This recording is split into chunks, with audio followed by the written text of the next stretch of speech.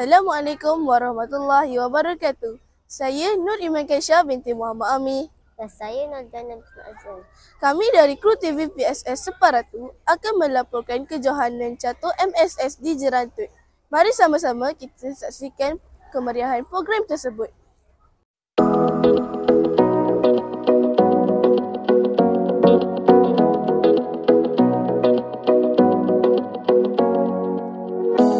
Berapakah bilangan petak yang ada di dalam pemain catur? 64 petak. Buah manakah yang paling berkuasa di dalam permainan catur? Buah yang paling berkuasa di dalam permainan catur ialah Queen ataupun Ratu. Cikgu bagi contoh kesilapan biasa yang pemain baru selalu buat. Okey, kesilapan yang selalu pemain baru buat dalam catur, yang pertama adalah menggerakkan buah tanpa berfikir dahulu perangkap bagi buah tersebut. Dan kebanyakan pemain catur baru dia tak membina kubu bagi permainan dia. Gerakan dia adalah secara sembrono lah, kita kata. Dia tak berfikir dulu. Tu yang paling nyata. Dan lagi satu, kadang-kadang pemain baru ni dia selalu buat illegal move.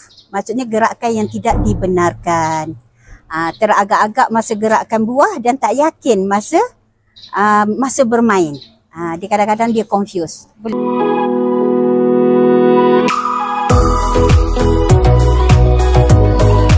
Bolehkah sedikit ucapan berlaku tuan rumah dalam kejohanan catur MSSD Jerantut pada tahun ini? Sekolah Kebangsaan Felda Lepas Utara 1 telah menjadi pengelola, diamanahkan untuk menjadi pengelola bagi kejohanan catur kali ini. Jadi kita bersyukurlah diberi kepercayaan dan tanggungjawab untuk mengendalikan kejohanan di peringkat daerah. Dan harapan cikgu semoga apa yang dirancang berjalan lancarlah. Di mana kejohanan kita ini berlangsung pada hari ini, iaitu pada 9 April hingga esok 10 April. Jadi doakanlah majlis yang pertama kalinya kita kendalikan berjaya dilaksanakan seperti mana yang dirancang. Dan moga ada sinar harapan lahirnya pencatur-pencatur daripada daerah Jerantut lah, khususnya untuk mewakili daerah, seterusnya mewakili negeri Pahang dalam kejohanan di peringkat yang lebih tinggi. Sekian sahaja laporan daripada kami. Teruskan kesetiaan anda bersama TV PSS Separatu. Jangan lupa like, share dan subscribe channel YouTube kami.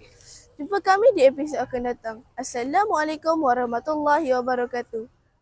Bye.